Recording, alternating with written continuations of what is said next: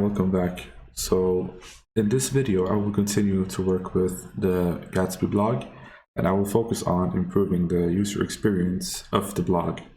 So that is changing the style a little bit, making it more readable for the user, and so on. So the first thing I want to tackle is, if we look at this blog post right now, so this is one of the blogs, we see that it isn't really user-friendly. So usually a blog article isn't supposed to be this wide. So we want to fix the width of it, and we want to change the font a little bit, basically make it more readable. So what I've done in the actual blog so far is that I've imported a bunch of my own Medium articles. So I've created markdown files for them. And I've also added a bunch of images which are connected to the blog articles. So if we look at the actual template that we have here, we see that the image is at the top, and I don't want it to be that way. So I want the image to be under the actual author name. So I can easily do that by moving the image element down here. And maybe indenting it like this, and if I save it and go back, now we see that it's under the author name, so this is perfect. And now I also want to add a bunch of styling to the blog post. So if I open the SCSS file, I want to fix the width, as I said. So the width should only be 40%, and the margin should be 0 auto, because I want to center it. So this is one of the ways that you can center a div. If you set the width to it, then you can simply say margin auto, and it will increase it will basically center the element. And I also want some margin top, 50 pixels. I want some padding.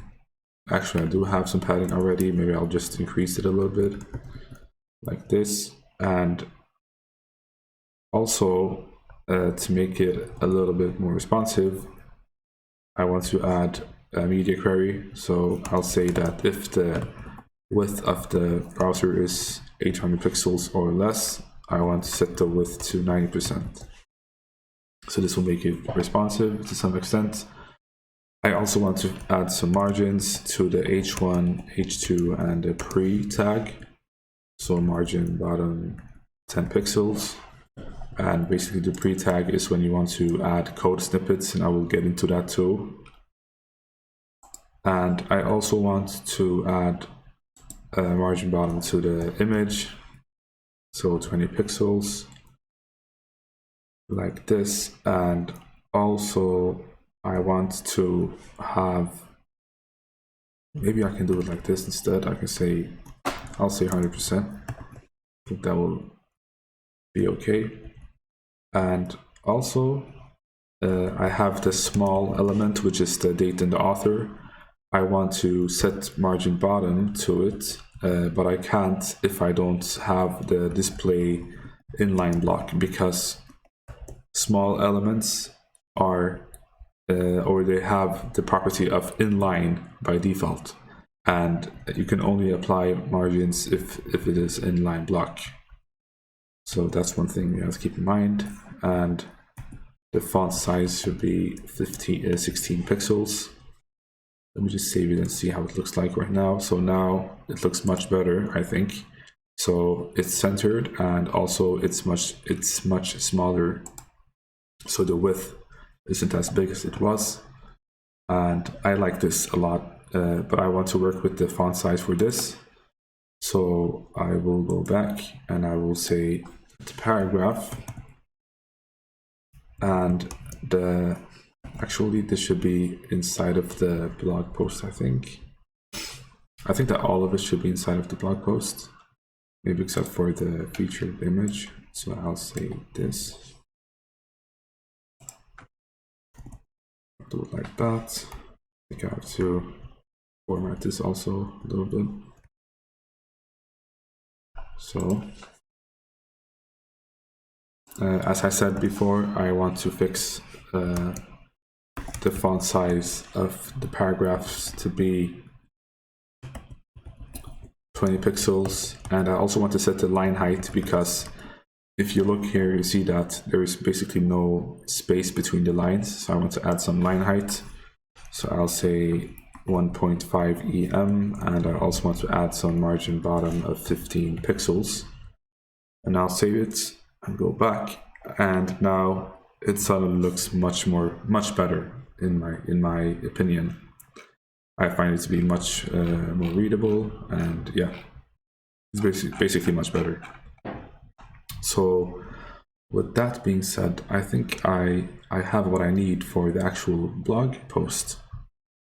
So one thing I want to improve with the blog right now is that I want to fix some styling with the actual list of the blog posts. So I don't like the way it is right now, so let's just jump into fixing that. So in the actual blog list, I will actually remove this and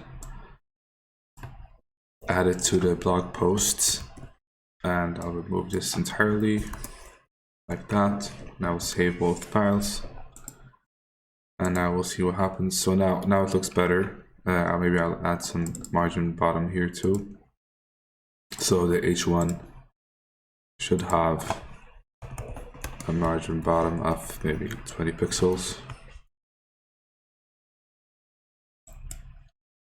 Yeah, and also one thing is that the truncation here is not enough, so I will say 200 characters. So I'll go to the blog, and I'll go